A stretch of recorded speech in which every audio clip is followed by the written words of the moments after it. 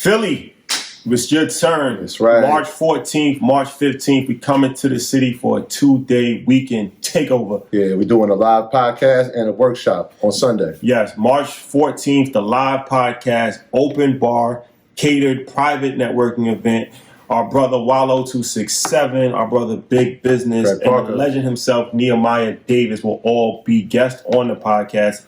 You know how we do. A bunch of other EYL alumni are going to be in the building. Yeah. As I said, open bar, catered, private networking event afterwards, a whole entire vibe. You know how we do. Drink responsibly, act accordingly. And we're going to have some special guests there too. We're not going to tell you about that just yet. So make sure y'all get tickets. Yes, and then Sunday, we have our workshop with Alex Good Energy, the legend himself, trucking guru. Kashif Edwards' episode is going crazy right now. Straight out of Philly, vending machine. Yep. Yes, and then Atia Blair and Aisha Sheldon are going to do a tag team real estate workshop on how to build a $1 million real estate portfolio starting with $0. So it's going to be crazy. Everything from vending machine, trucking, real estate, and you never know. We can add somebody else along as well. So 2-day event.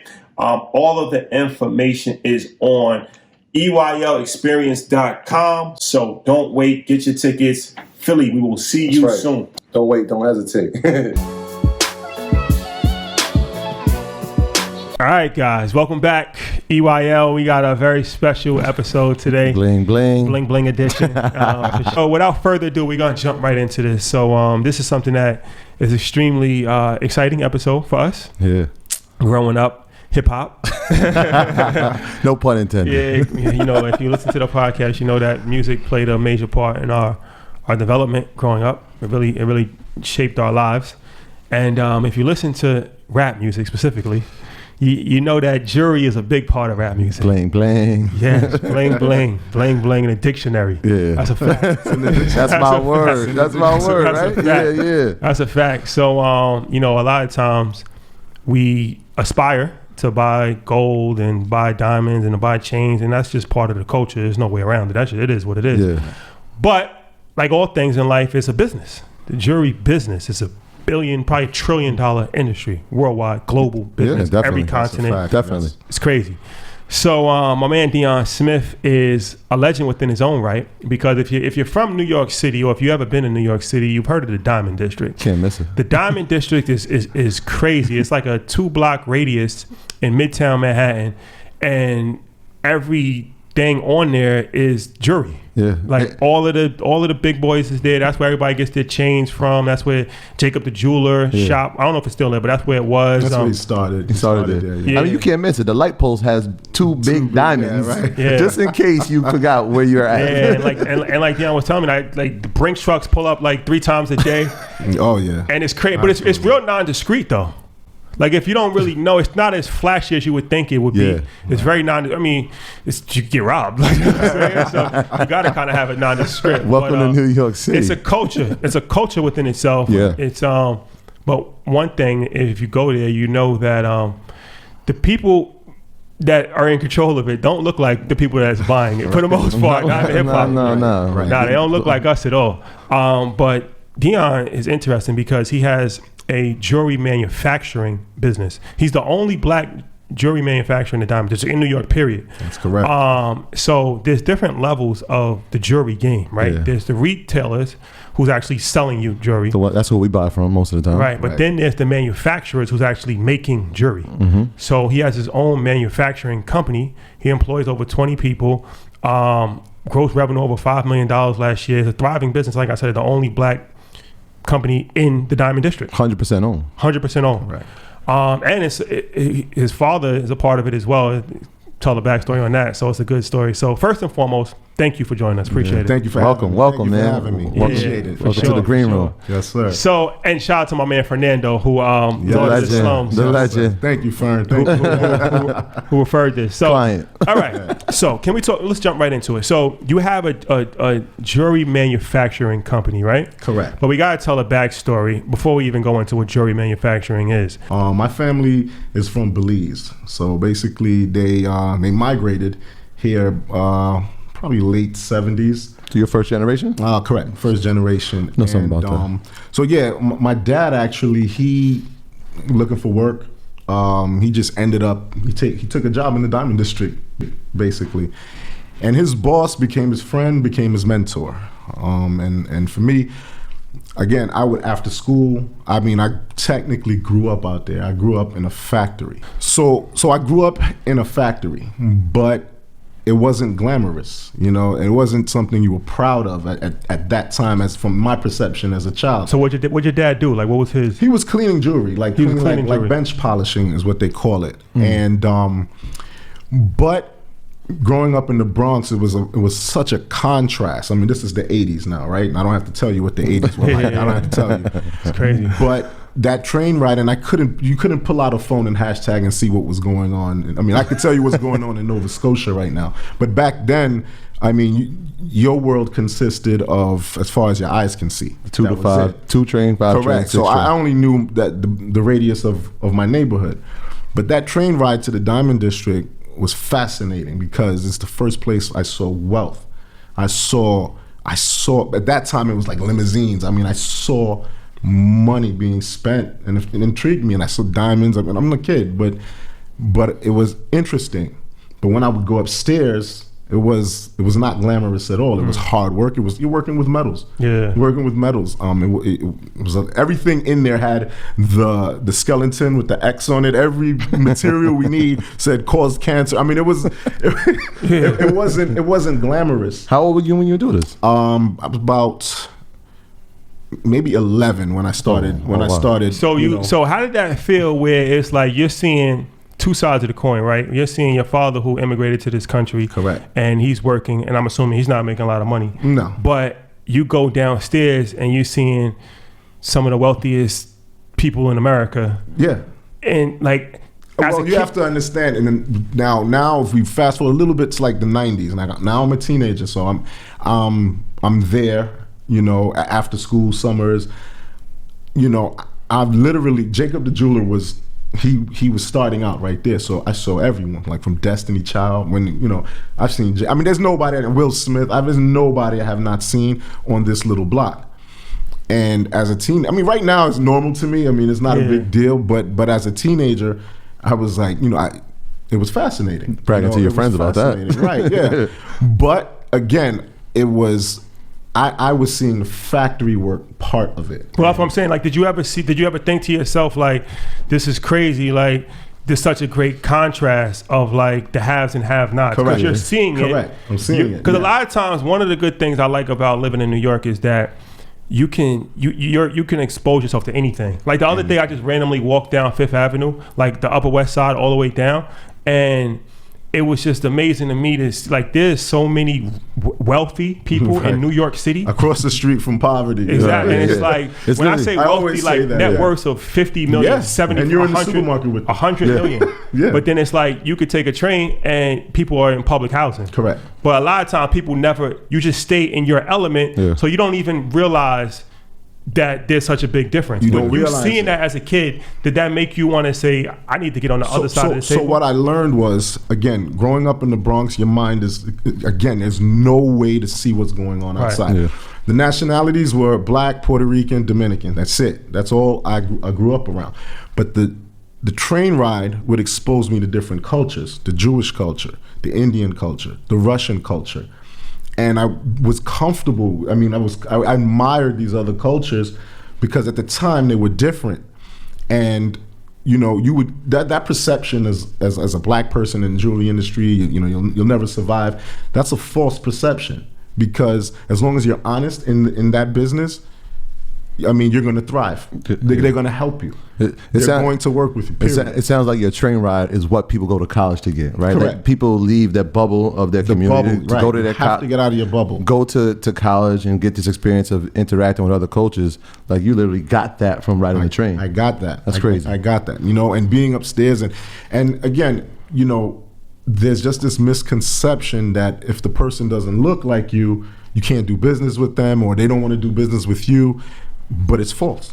And in that industry, I mean, I could speak for that industry. I was embraced by the other ethnicities that were there, that were in total contrast to what I was at, you know, my neighborhood where I was growing up. It was two different worlds.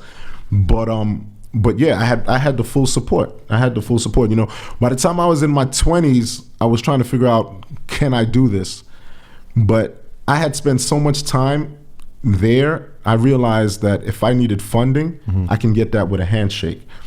And I knew everybody, because when I started out so young. So I started out from doing deliveries. So you would, I was going to ask you, when you started working, what age would you start working? About 11. I started going, again, with my dad, I was going to work 8 years old. My early... Child labor law. Correct, right. He's a real island boy. A real island boy. But by the time I was 11, I'm already making runs. So I'm going, like, again, I'm not seeing only the glamour that's downstairs on street level. I'm upstairs, I'm meeting people, you know, so the deliveries helped me. Then, of course, I did the actual labor. I had to learn that from... Like how to make jewelry. How to make it from scratch. You make it, polishing, setting. I did every step of that.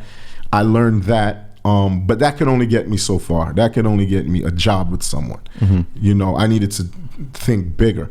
So I noticed we had a problem. The phones kept ringing, so I started getting on the phones. Once I got on the phones, I knew the customers. I started having a relationship with the customers. Once you have customers, now I'm in position to start a business. But you have things like rent, you have things like Con Ed, you have employees that need to be paid. That's a numbers game, and a lot of people do not know their numbers. You could look good, but you must know your number. Your numbers are changing hourly when you're running a business. So I realized that, okay, I have the customers, I know the vendors that I would need. The only thing was backing. I would need capital. And but I'm in my early 20s. I mean, you're not getting, again, to borrow for the jewelry business. That's all. I mean, anybody will tell you banks are not lending to the risk is just too high when you're dealing with precious metals and things like that. What are some of the risks that the banks are looking at? Well, I mean, it's money laundering. I mean, number one. I mean, that's number one. That's what Jacob went to jail for. He went to jail. It's terrorism. I mean, it's you're not getting. But if you are a trustworthy person and you build your reputation, that's not going to happen overnight. That's what I'm saying. If you could have all the money in the world, you're not going to get up tomorrow morning and open a jewelry manufacturing company. You're not, because there's too many ways to lose. I mean, the dirt on the floor is money. Okay, so it's gold that needs to be refined. You lose your shirt in the dust that's on the floor is gold. People don't know that.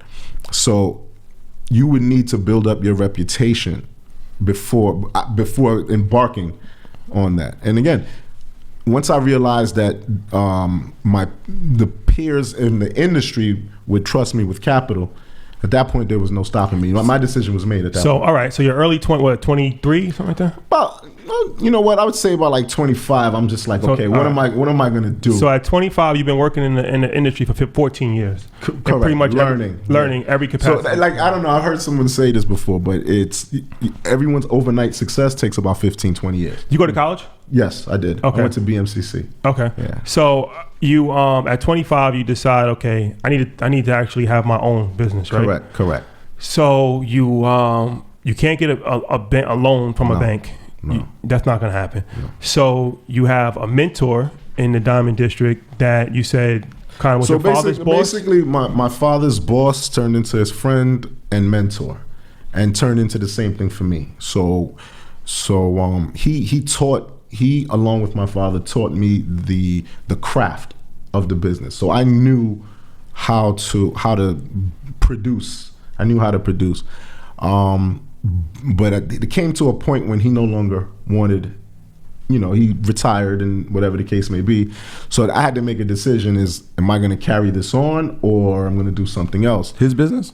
Correct. Okay. Correct. Well, basically, we branched out into two companies under the same umbrella, under the same roof. The way that works is there's a part of the jewelry industry that's called casting. That's the lost wax process. That's where you see the pouring metals and stuff like that. Then there's a part called finishing. So we opened up a finishing company, basically a room inside of his place, where we would just finish what he casted. Okay, they're working hand in hand. So working hand in hand. Okay. But by the time he came of age and says he was done, now I had the company. But having the space, having the equipment, even having the customers, you still need financing for a business, for a jewelry business. I mean, you it's high-end products. You need funding. But once I was able to get, again, in that business, you're able to get loans on a handshake. They're very old-fashioned, whereas they look you in your eye, they feel you. And once I was able to get funding, I was probably like 25, and one of the wealthiest people out there basically had my back. So that gave me the motivation. And at that point, there was no turning back. So you were originally you was under your mentor's umbrella. Correct. When did you break out of that? 90s. Probably 90. Actually, my father named the company AJC because at that time, it was the phone book. So anything with an A, he wanted to be on the top or whatever this may be. So I'll always keep that name. So that's not synonymous with anyone's name? No, it just stands for All Jewelry Contract. Okay. And I'll explain later, but why it's a contracting company. Okay.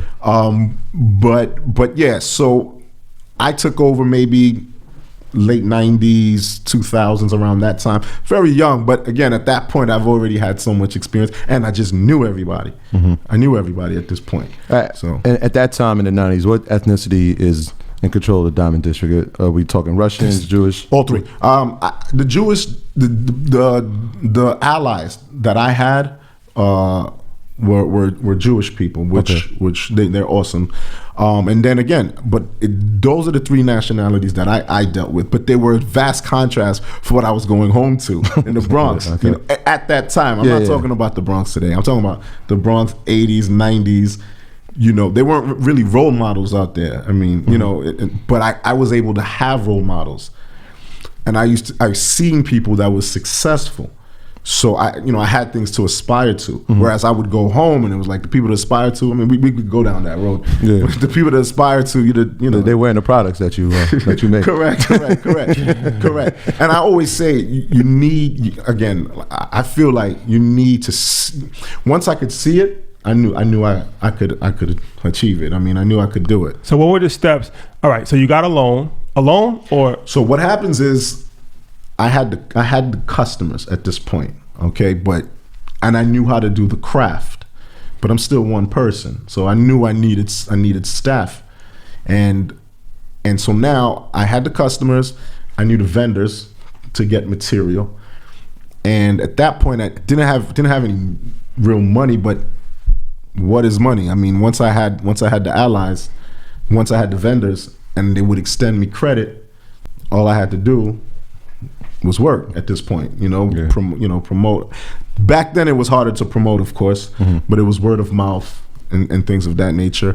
But that's pretty much what it was. That's why I made the decision to move forward. And again, I grew up in it, so I love it. Like I always say, manufacturing to me is the process of creating something from nothing. So when did you open the spot that you're in now? This spot we moved to this location about 2 years ago, and then we were in another location. I had branched out and I opened on 30th Street. We were there for like 20 years.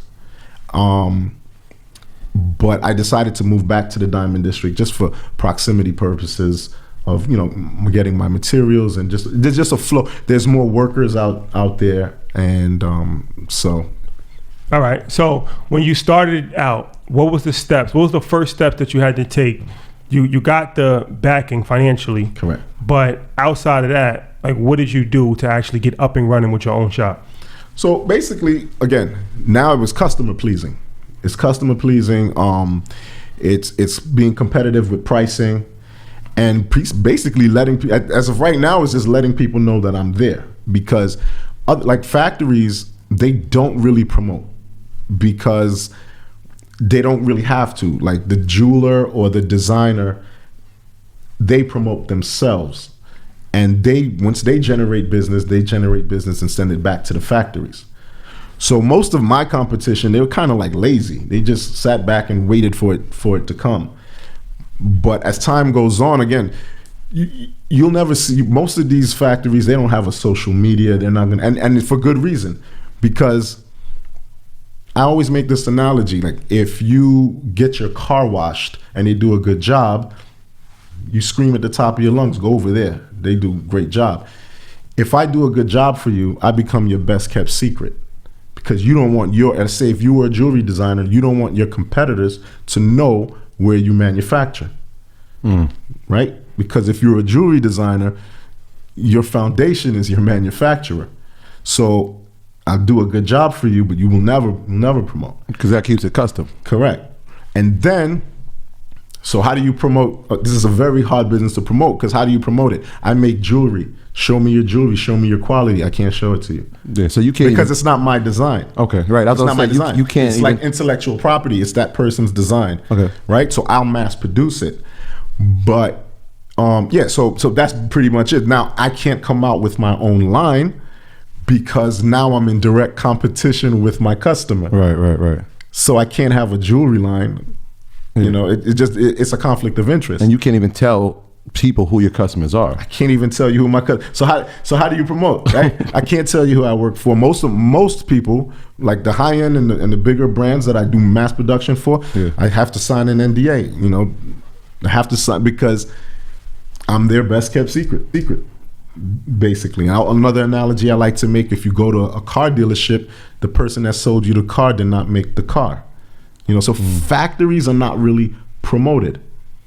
How do you promote it? So what I started doing, because I realized that I had to get visible in this new time. Every business, I believe, right now has to exist somewhere online.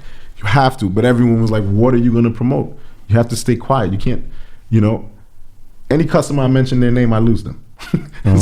So how do you promote it? So whatever, I got creative. I was like, look, I'm going to promote the service that I offer. It's a service. And you know, it's a service, and I started promoting the process. And some of the stuff I would post on social media, they're like, what does that have to do with jewelry? But it was enlightening. People got interested in it, wanted to know, you know, who was making their stuff and things like that. And a lot of designers started saying, hey, you could go ahead and post my stuff. Some of them. Yeah. You know, so but without their permission, I would never. What are some of the services? Are we talking like the molding? And so basically, my company is like B2B, so it's business to business. Basically, you had an idea, you would submit like a drawing to me. Say, listen, I'm gonna go in the jewelry design space. I want to manufacture these pendants, these rings, these, you know, whatever, right? You would give me a drawing. We would do CAD design. I'd give you a wax model. That wax model is something in your hand. It's out of the paper now. You would now just decide, okay, wow, I'd like this in silver, brass, gold, anything you would want. So then I would cast it. Now, you need one right now, but let's say you promoted it and you needed 5,000. Then I would mass produce it for you. Now, let's say you did handmade jewelry and you made jewelry for yourself. So you made one piece. Now, people like it. You get an order for 5 pieces, so you sit here and you make 5 pieces. People really like it. They order 5,000 pieces. You're not going to sit here. So even if you can do it yourself, you're not going to. So that's why it's a contracting company, because now you would contract the work out to me. So listen, this is my original piece. I need you to make me 5,000. Now, I have the manpower, the equipment, the machinery, the resources to produce on a large scale like that. And that entail would grow your company. So my business also technically goes to entrepreneurs who have their own respective lines of their own. And then, you know, like that, they order from me daily as they get orders. So the best way to really describe it is that you're the back end. You're the actual manufacturer. Where nobody sees that part of the process. Like you're actually making the hot dogs that Nathan is selling. Correct. There it goes. Yeah. All right, that's interesting. I like that analogy. Yeah, because everybody, like, a lot of time when you're talking about jewelry, you're just thinking about the storefront. Yeah, you're thinking about a that jewelry actually store. is selling jewelry. Right. You got the perfect lighting. You got everything sparkling in front of you. It's not being made there. And if you saw that, it's not glamorous. You're making the jewelry to sell to the jewelry store. Correct. To sell to the designer that sells to the jewelry store. Right. And so, you know, so that's basically what that is. Now, another thing is, it's like, all right, so let me come and see. There's nothing to see there because, you know, it's just nothing to see there. There's no showcase. Every jewelry is custom. It could be mass produced, but every piece of jewelry is the intellectual property of the designer. So it's basically the factory. Very hard to promote. Very hard to promote that. But I'm just shedding light to it, and a lot of people have been receptive. I mean, it's unbelievable. It's unbelievable. So you had the business, right? You started it. You talked about equipment. What's the type of equipment that you need, and what is the cost? Because this sounds like this could be really pricey. It could be really pricey. So you need ovens to make jewelry. Now, unless you see someone with ovens from here to the ceiling, they're not making it there, right? So you need ovens to make jewelry. Just the Con Edison on having ovens burning all day could be $5,000 to $10,000 a month. That's your Con Ed bill. That's an electric bill for anybody that's not in New York. It's an electric bill, right? Yeah, 10 G's a month. Could be. That's crazy. And how many would you need to run a type of? One or two, but that, that's your first cost. That's crazy. You can't do everything yourself because you can't. You have two hands. I get an order for 5,000 pieces. I can't do it myself. So you need employees. You need skilled craftsmen. A lot of people, that's a dying breed of skilled craft. A lot of people come from, their countries with that skill. I try to find them, and hire them, because it's not everybody that has that skill, that craftsmanship to work on jewelry, All right. So in the next segment, we're going to get into the jewelry industry as a whole and ask some questions that I'm curious about, and I'm sure that a lot of other people will be curious about as well. For sure. Okay. So jewelry business is interesting. So you actually make jewelry, but you was telling me off camera, it's a whole process to make jewelry, right? Like you have to go buy, let's say gold watch. You go buy gold, right? Right. Then you have to correct me if I'm wrong, but you melt it down. Correct. And then you sculpt it into whatever you want to make it into. Right. So there's a process called the lost wax process, right? This is how and also it's also called casting. All right. So now with this, to create a piece, you'd buy raw gold, 24 karat gold. You would then alloy it down. Where are you buying the gold? So I source all my metals right on 47th Street. Okay. So you would buy the raw metal, you would alloy it down, then you would melt it. That's why you need a melter. Mm-hmm. Okay. You need a wax. You need a wax. If you see some of the videos, you'll see wax trees. And then we put a plaster over it, right? This is it's a 24-hour process. You put a plaster over it. That plaster hardens.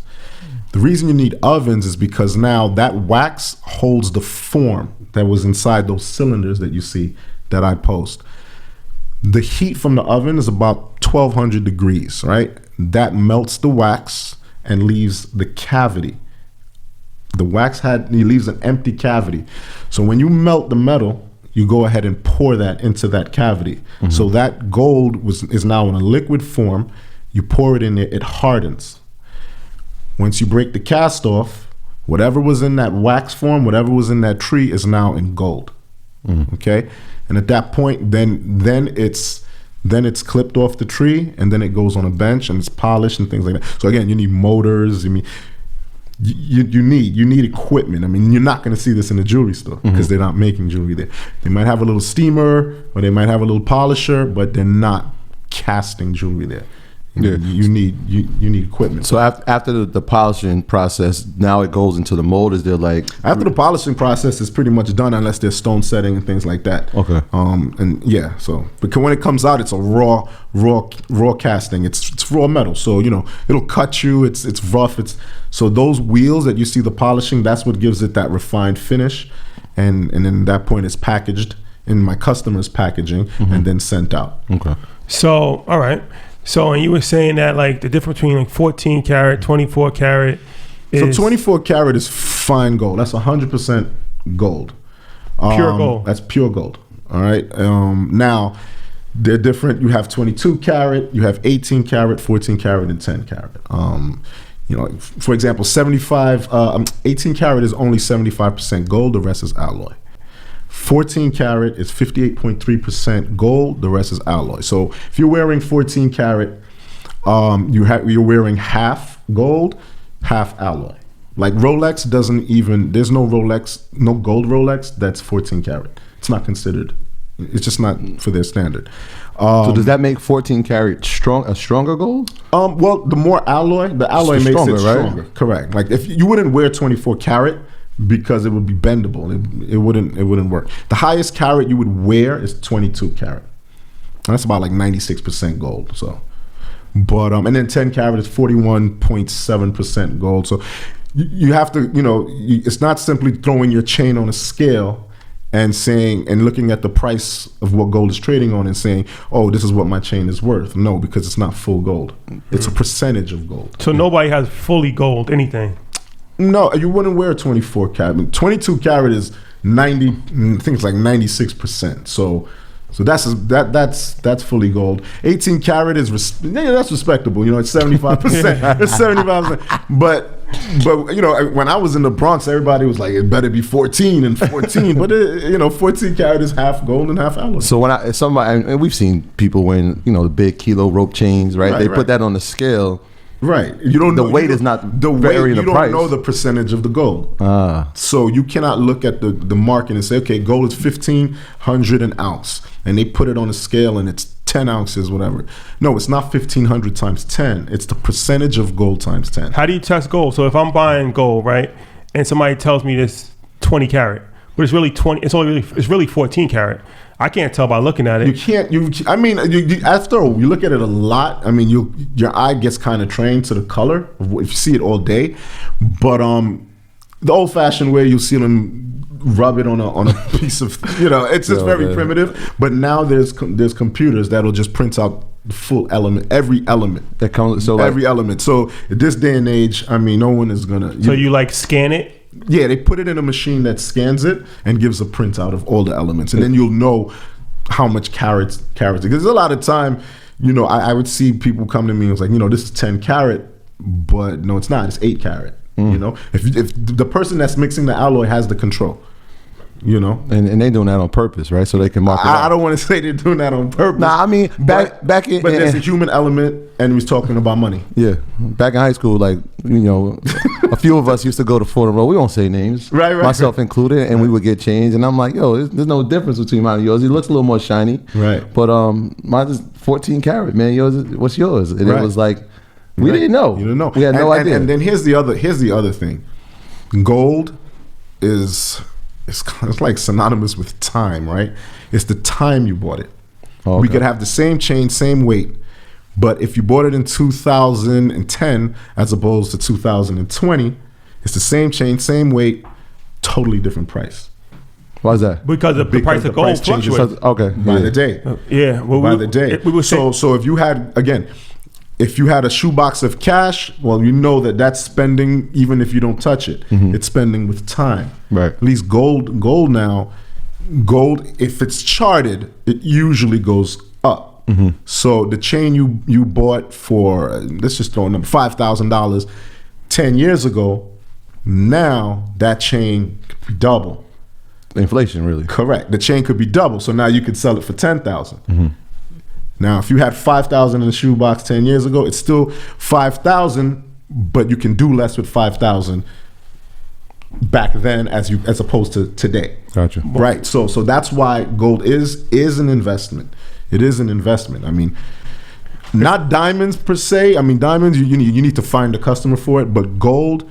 The government buys gold, so it is an investment. I mean, a lot of people look at it. If you're not educated, you say, "Wow, what a waste." I mean, in theory, it's not a waste of money. In theory, it's a commodity, and like you said, I mean, it does rise. Like you can buy gold as an investment. As an investment, So it's interesting because it's jewelry, but you can also use it as an investment as well. Like the price of gold, we were saying 10 years ago was $1,100. It peaked It peaked in like 2011 at 1,900, and now it's 1,400, a little more than 1,470 per ounce. I remember when it was 200 an ounce. I remember when it went to 350, we were like, forget it. This is outrageous. Yeah. We're gonna wait for it to drop. Then when it was 1,900. We were like, wow, every $350 we spent was now going to be $1,900. Yeah. So again, when you buy a chain or you buy a ring, there's labor in that. You'll never get your labor back. but the gold stands. Now, if that gold appreciates past the labor that you paid or the premium you paid on it, you've made, and now your option was to put that money in the bank. The best bet was to buy gold. But you said also with like jewelry stores, or I think it was jewelry stores. You said they have 3 times markup, right? Well, now I don't. It depends on whoever. Like some of my customers, right, which will remain nameless, they mark up about 3 times. But what I sell to them. That's kind of standard. That's kind of standard because you have to understand they have their own respective brands. They have their own rents to pay. They have their own marketing that they have to do. I mean, they would not do it if there's no profit margin. Right. So they get it from me. Then they package it. I mean, again, they spend the money on building their brand, and brands are powerful. They have a following. It could be the exact same material, but people are loyal to a brand, so they're able to set their price and get it. So gold is $1,400 an ounce. I think it's about $14.88 an ounce for 24K. For 24K, yeah. I think it's like $14.61 to be exact, but whatever. $14.60. By the time this airs, Yeah, exactly. it'll be Who knows? different. It might be Who knows? $1,500. So $14.61 an ounce, right? Right. But let's say by the time you buy it, what do you buy? Like $1,500? So what it's trading for, no one will get it for that exact Right, because they have to price. make a markup. There's a premium. Now, again, possession. Gold could be that price, and this guy over here could have it. He could say, "Listen, it's cheaper than what I'm charging," but he doesn't have the amount. So who has it at the time of need can set the price. It's usually $25 above. 25 $50. 20, all right, 25 above spot, they call it. Spot is what it's trading at. Okay. At I believe it.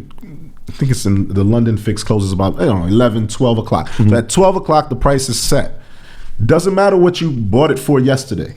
It doesn't. Yesterday is gone. So now today, that's what your gold costs. And that's per ounce, or is that Per ounce. per ounce, All yeah. right. So $50 per ounce. I mean, it's like there's 20 pennyweight in an ounce. So you'll take whatever the price is divided by 20. So you can buy it by pennyweight. So all right, so then they mark it up. So then you buy it, but then people buy it from you, and then obviously you have to Correct. make a profit off Correct. it. Then so what I'm getting at is that it is an investment, but for the average retailing person buying a gold watch, they're buying at a tremendously higher price. Correct. So it'll take Correct. time before. Correct. Even if gold goes up. So what I do, I would buy the materials. I would lay out, buy them. And this is why you need funding, because you're buying gold. So you get a big order, you need more money. You need. So I would buy, and what I'm selling is the labor and the craftsmanship of what we've done to it to produce your vision, or your jewelry, your art, whatever it is. So it's the labor that I'm billing for at that point. So what's the amount of funding that somebody starting would typically need? So again, you're gonna operate. I can speak only for New York. I mean, you're gonna operate in Manhattan, Right. especially if it's jewelry. You don't want to be in a corner somewhere. You want to be in the epicenter, right? So you're gonna need space to operate. You're gonna need brick and mortar. You're gonna need a place. You could sell online, but you have to exist somewhere. Yeah. Some landlords would want 6 months. 6 months deposit. It's a business, right? It's not like an apartment. 6 months, then you're gonna have to sign a 5-10 year lease. So you're gonna commit. You have to be committed to that. We're talking millions. In the jewelry business, Yeah. yes, $1 million really doesn't get you too far. It'll get you started, but again, you're gonna constantly need allies in that business. You're gonna constantly need vendors. You need to keep your rent. I just explained what Con Ed could be. So it's serious. I mean, it's not like you're not selling socks. I mean, this ain't socks. This ain't socks. So it's easy to lose your shirt. So you got to be focused. You got to watch your numbers. You got to have great relationships with your customers. And it's a small business. It's a very small community. So everyone knows everyone. So you make money on your reputation. Yeah. But you can also borrow with a handshake. There'll be forms. There'll be once you're trusted, and people believe in you. They don't really lend to the business. They look at you, or They're investing in you. They're investing in you. Yeah. So yeah. But with a handshake, you can get the funding you need, and it should be fun. How is jewelry devalued? Because you said like once you start to like put diamonds in it, it kind of like devalues it, right? So every time you clean a piece of jewelry, it loses value. Clean it. Clean it. Any piece. Any piece. Why? Anytime Why is that? because You take polish off of it. You're removing gold. You're removing a layer of gold. Every time you clean, every time you see it get shiny, that's a layer of gold gone, and that's dust on the floor. That's what you were saying before. The dust on the floor is actually gold. In factories, there's refiners. You don't throw your garbage out regularly. We don't use that. Refiners come and yeah. So the dust on the floor is money. So how much does it go down like per like a couple percentage points? It just depends on how many times it's cleaned. I mean, if you keep cleaning it over time, you're going to lose. Again, what you're losing is fluctuating by the day as well. There's different values. So how are you supposed to clean are you not supposed to clean jewelry? Not too much. No, you're not. Actually, if on 47th Street, you can clean a Rolex every day if you want. Rolex, they only will clean your watch 3 times in its lifespan. So you can't go to them. They document how much times because the value is weight as well. So yeah, no. You every time you clean your jewelry, you lose value. So when we see these watch companies, Philippe Patek and Richard Mille, and we see people putting diamonds in them, they're actually losing value from the watch. The watch is losing value. Okay, because it's not. Patek will not buy. It's done. You've drilled holes in it. You've put aftermarket diamonds in it. That's it. It's done. But they do have, should I say, street value? They have a street value. The consumers want it. There's people that say, no, I want that, and I'm willing to pay for the labor. That you'll never get back that labor. So someone sat there and drilled holes and did it. You're not getting that labor back. The diamonds, you're not really. I mean, the bank doesn't buy your diamonds. So, but it's a preference, and if you have a customer for it, then it's worth doing. Okay. So and the diamonds once they're cut, are they losing value? Because I heard that when they're in the rarest form, that's when they're the most valuable. Well, I'm not a diamond dealer. I work closely with diamond dealers. Yeah. But the diamonds will get damaged in trying to take them out. I mean, you're not going to really they're going to break when you try to take them out. So it's a custom piece. Mm-hmm. It's the consumer that says, I want that. Mm-hmm. So it's yours. I mean, it has a value, but it's an aftermarket. Everything is aftermarket, So if somebody a plain Jane, they call it. A plain Jane is the best investment. Shout out to Ferg. Plain Jane Rolex. That's it. That's the best investment. Plain Jane if you Rolex. plan on investing, I mean, it's a good place to park your money. All right. So all you rappers out there, get your plain Jane. Plain Jane. Yeah. Real quick, the difference between white gold, rose gold, and yellow gold. No difference in price. That's just an alloy that's creating the color. Gold is yellow. Okay. I've been gone. So if somebody's just buying jewelry off the street, right? Because there's really no like rule book to say like it's all kind of whatever somebody wants to kind of value it at. It's subjective. It's kind of subjective. It's subjective. How does somebody know this is a good price to pay for this? Well, again, this person, he's selling you a product that you don't know when he got it. So you can never know his profit, right? If like we just said, if he bought this chain could be worth $10,000 right now. You can Google it, you can weigh it. It's worth $10,000 right now, today. But if it's something he had for the past 2-3 years and he paid $6,000 for it, well, he makes $4,000 on it. And he could. He held it for that amount of time. So, but you'll never know. You don't know if he got it yesterday and he's making $200 on you. You won't know. You just won't know. It's a time thing. You have to know, like, look, the person that's in possession of it, that's giving me this product, is making on me. You just have to be comfortable with the price that you're paying in relation to what gold is going for and what, labor is going for at the time of purchase, and be comfortable with that. And again, gold usually charts up. With inflation. Things don't get cheaper. They usually go up. So whatever you buy now and whatever you spend in a premium or someone's labor, 10 years from now, 5 years from now, in a year from now, it could be paid for. Yeah. Does the covered, Does the retailer actually know when the gold was made? Because is there like some type of certification that they get when it comes to their store? I can't speak for other manufacturers. But with me, no, they won't know. I mean, gold is timeless, right? It's here before us. It'll probably be here after us. It's a, but when it's made, I believe some people would give some sort of paperwork as to when it was made, but who can really prove that? I don't know if that can be proven as to when something is actually manufactured. No. So what about platinum? Platinum, I mean, there was, again, now when gold was like $200, Precious metal. Precious metals. Yeah. Platinum was like over $1,000. I mean, it was ridiculous.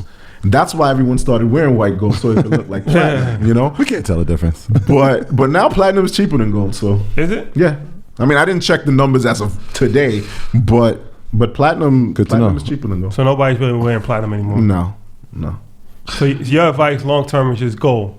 Gold. Gold's better than Gold. anything. Gold is better than cash. Gold all in my chain. In the shoe box, but only, it's gold is like frozen money. Can it drop? Of course, it can drop. But So I mean, what made platinum spike up? Because I remember everybody was wearing platinum. That was like the thing in like the 2000s. I'm not sure. The music, Again, man. I don't know what was music. Got to be the music. I don't know what's going on in the world at the time. Sometimes they use platinum for whatever other types of manufacturing, piping, whatever. I don't know what was going on at the time. You said the reason, pretty much. It was more expensive than gold, and people were trying to show that I can buy something that's more expensive. Well, I think it's less of it. It's a scarcity. I think it's world factors when you're talking about precious metals. Yeah. It's So world like, factors. I did this. And then like do you this. said, then the music, then it comes into demand. Once the demand is there, the value is going to go up. Right. Simply not buying platinum can make not buying anything make the value drop. Right. We're not wearing it right now. So it could be that. In other parts of the world, gold is still like very sought after as far as like just to hold. And like gold has always been the currency of kings. That's the bottom line. That's a fact. That's the bottom line. Like even in India, like when you get married, like they give tons of gold. The family gives tons of gold, and they hold it. Yeah. It's like treasure. Yeah, it's like ritualizing. And it's a store value of wealth that grows over the course of time. Like you said, I mean, going back to forever. Yeah, gold has always been. I don't know if it was J.P. Morgan Chase. I think he says the only real money is gold. Everything else is credit. We could look that up. I'm sure. And money used to be not my quote. American dollar used to be backed by gold. Right. But they took it off the gold standard. Yeah. Richard Nixon. They took it off the gold standard. But I mean, to me, that just means that we literally create money now. I mean, it's not like, well, I can't service your heater anymore because we don't have gold. We create money. We print it every day. So that just means that it's not going to run out. We just have to. But that means the value of it. Keep providing value, right? And the money will be there for you. I wanted to ask you, money is a side effect of service and product, basically. If somebody you have to be licensed, obviously, probably. No, not in New York. Not in New York. Bonded? No, not in New York. No. Insurance? You need insurance. There is licensing for not to hold the company, but there's certain manufacturing, like when you're working with certain toxins, you need certain certificates. Not it's like a certificate basically. Okay. But yeah. So yeah. What about like a retail? Somebody buys jewelry. They can get insurance on that jewelry, right? Correct. What's the best route for them to go do that? Well, I mean, I don't promote any insurance company, but just because I don't have the experience that I haven't heard any horror stories, but it's just like a car insurance. You're going to pay monthly. If nothing happens, when your money is gone. You recommend people do that? It depends on the time. If you have $100,000 to $500,000 worth of jewelry, get insurance. Yeah, we've seen people, lose their jewelry on yachts and on jet skis, and it's like, what do I do now? Get insurance.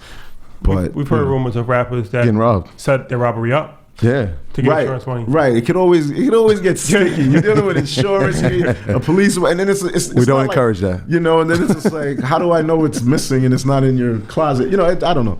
All right. So in the last segment, we're going to talk about scaling model, your business, and a few other different things. Cool. All right. So as far as the jewelry business, it's interesting, especially in New York City with the diamond industry. Everybody is so close together. But you said it's kind of a community because everybody knows each other. Correct. So how does that work as far as competition? Because you're saying that like these guys help fund you, but you're also kind of their competition as well. I interesting. You know, we had moved the company about 16 blocks off the Diamond District, and the numbers at one point plummeted, and I couldn't understand why. Because I was saying again, now I'm looking at it from a business standpoint. I love what I do, but now it was about business and keeping my employees fed, keeping their families, keeping their checks coming home, and I have to figure that out. So I'm trying to figure out why. We moved because there was like a lot of competition. But what I realized where I had moved to Chelsea area. So when you think jewelry, you don't think Chelsea. Mm-mm. So I moved myself out of the consumer traffic pattern, you know? And not only that, all the materials I needed to operate on a day-to-day basis came from there. So now I'm paying someone to travel up there, get material. So I'm losing time, you know, and that's the commodity. Most valuable asset. Like, and in business, they say we broke even. I don't believe in breaking even because you lost time and you'll never get time back, right? So I started realizing that. And then when I moved back there, it was almost immediate, like within the same week. What happens is you get an overflow of work.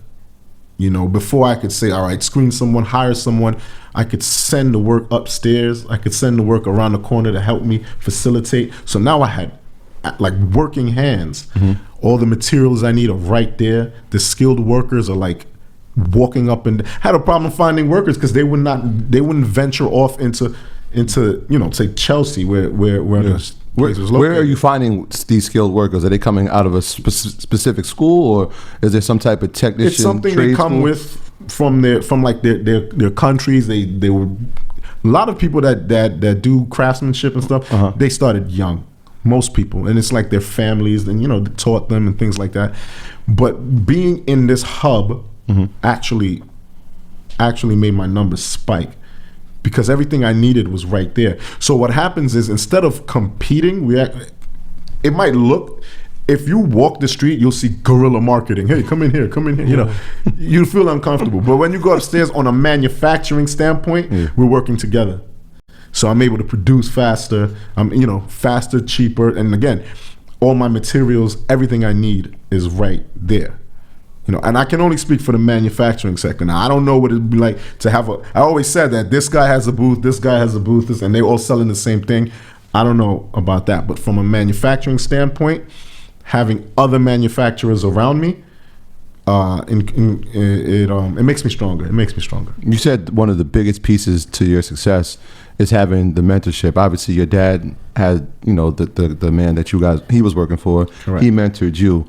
Are you at the stage where you are mentoring someone, or is it like a mentoring like program within your business? Well, no, not at and again, a lot of people have emailed wanting to intern, wanting to just see what a day. Actually, they did a report on me, like a day in the life of what I do, which is flattering. But I still consider myself still growing, you know, still learning, still adapting. You know, to that industry is old fashioned, but it's changing. So I'm still adapting, and again, not my quote, but an overnight success is like 15, 20 years.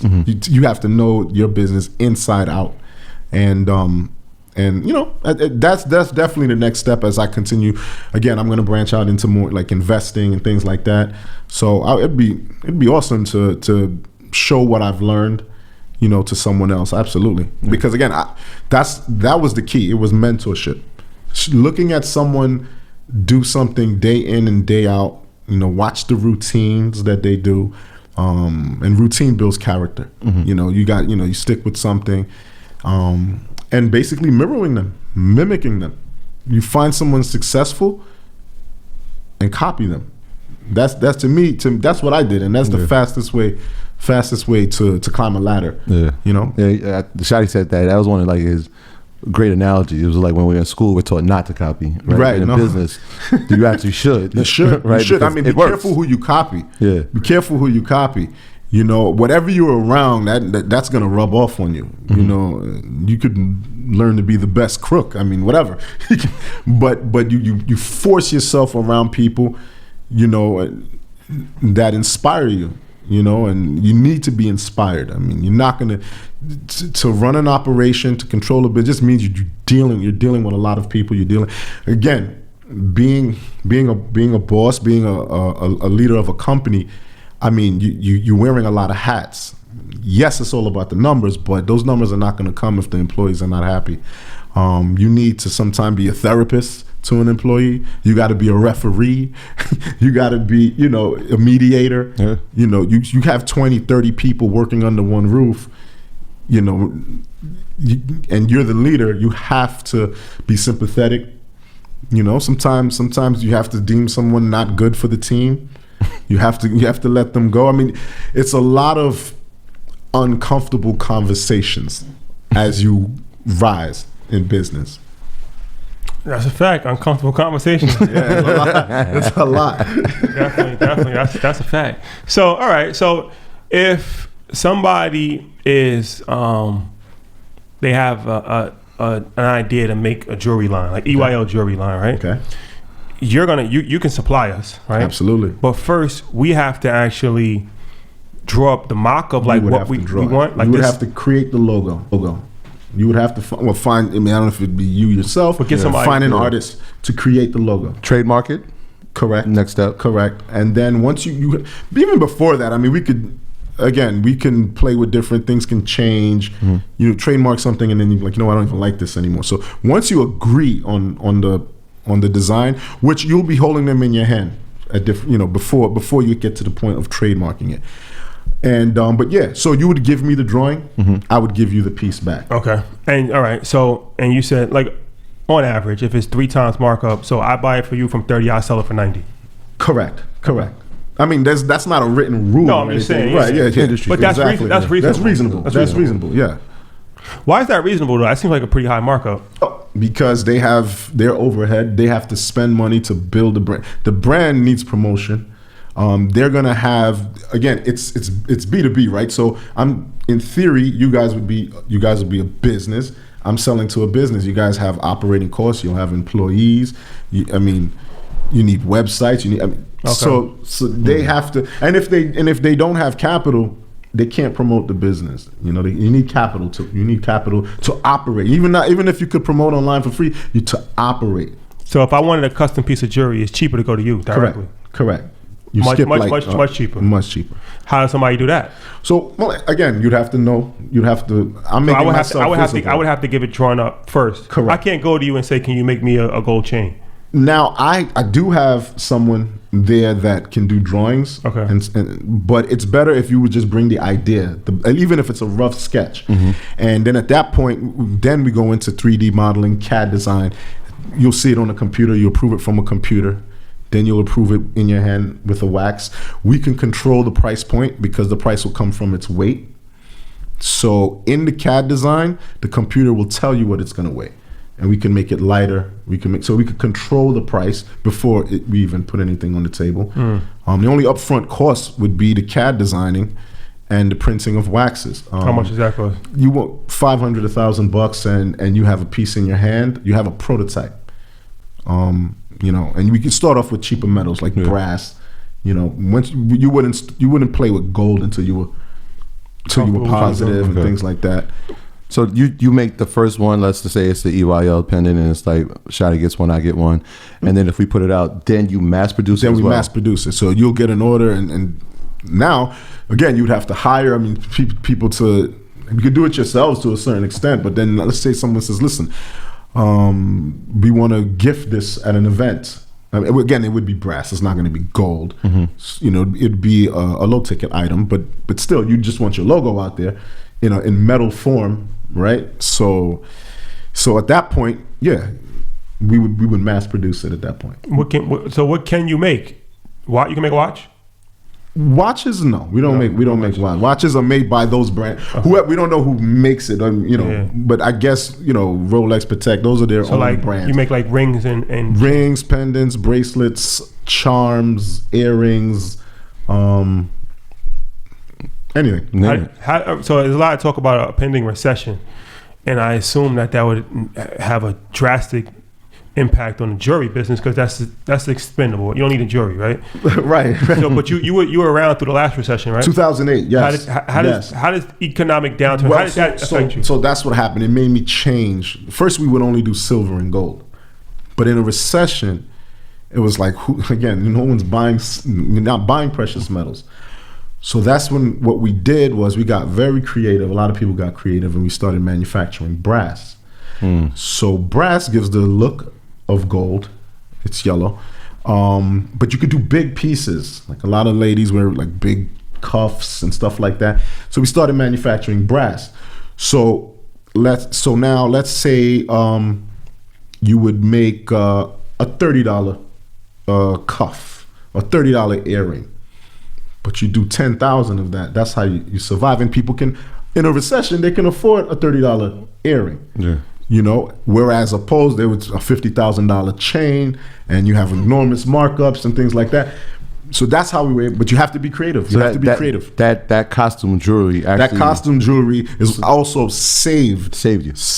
Costume jewelry is a huge market. Yeah, and it's expensive now. I mean, I'm saying these numbers for back then and things like that. But you go in the store and buy an $800, brass pair of earrings, depending on whatever brand it is, and they demand that amount for it, and they get it. So it's not even cheap silver per se. Silver. So that's how we started selling lower ticket items by volume, and that's how I got through that. Dope. Good plan. That's dope. Yeah, you got to get creative, man. You got to stay above the water. That's dope. So all right. So what's your, as far as like if somebody wants to reach out to you, how can they find because you're in an industry that's not really marketable for the most part. Right. You're breaking the mold because obviously you're younger and probably you have a different whole vibe.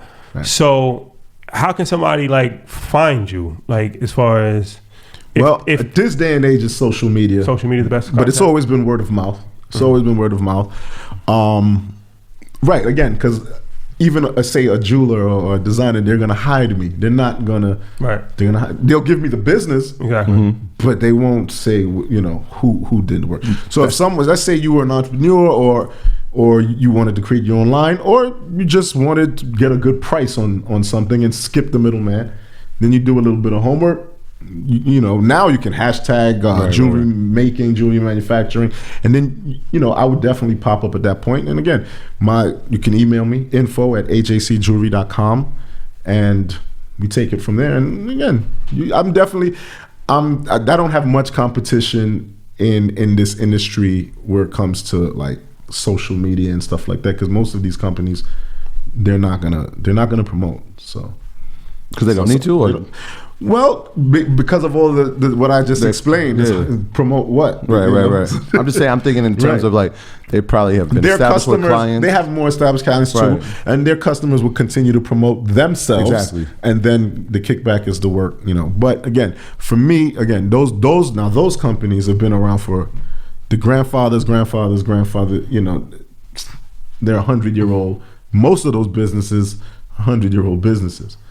For me saying I've been doing this for 20, 25 years, I mean that pales in comparison. I'm like first generation. You're the young boy in the game. What's the clientele breakdown percentage wise? Is it 80% designers, 20% regular people that just want 90% designers. Designers. So 90% designers. That's your client base. Correct. That's my designers, entrepreneurs, and even startups. Like a lot of startup companies, and but now, I'm starting to get calls from people that are just trying to skip the middleman. Yeah. How many brands in the portfolio? It's a lot. It's 20 years of brands. So I don't have a number on that, but so over maybe they're not ordering on an everyday basis, but over 50 brands. Okay. And but now you have to understand there are some people that don't want to skip the middleman because the jeweler that they trust and they've been going to for years, actually, the jeweler will do that back work, get the CAD design, get it, draw it, design it. Some people don't have time for that. They just want to see it, a finished product, but if you have a little bit more foresight and you want to do the designing, because it is work, then you would come to somebody like me and you'll save. So you can potentially save 60% by going to somebody like you. Absolutely. Good to know. Absolutely. And depending on how aggressive the person you're buying from is, maybe even more. I mean, like I said, these markups could be 3 times or more, so you're coming to a manufacturer. So if you go to, Ramo and Flanagan, they have a factory where that's made. It's like you skip them. You skip the brand. All right. So, it's powerful, man. I appreciate you coming in. So, Yeah. I know you just said your email, but can you, contact information, social media handles, all that information for Okay, so people? yeah. So basically, if you want to contact me, it's info@ajcjewelry.com. The Instagram handle is ajcjewelry. That's pretty much it. That's how you would contact me on my business. It's wedding season, y'all. So if y'all need the ring, hit them up. And also, but more importantly, aspiring entrepreneurs that want to become Absolutely. jewelry designers. Correct. You gotta reach out to the source. You gotta get it from somebody. So Correct. why not? Why not? Don't say we didn't tell you who. Exactly.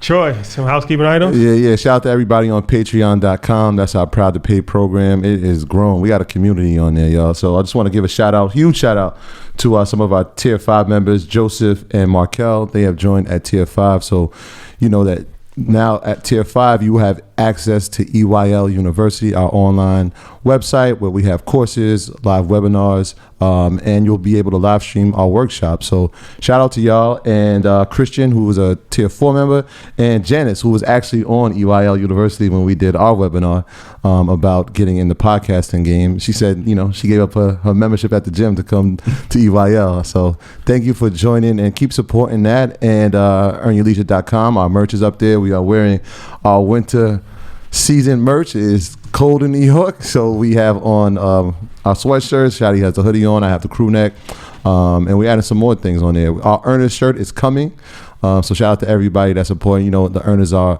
our community of supporters. They find our guests, our alumni, and they support, man. So be ready. Awesome. And also EYL University is something that we're extremely excited about. That is really, really dope. Interactive platform where we have 3 classes a week right now. Matt teaches a class every Monday on real estate investing, and then Wednesdays a floating class depending on different topic from a different instructor every single week. We have everything from life insurance to mobile home, to notary.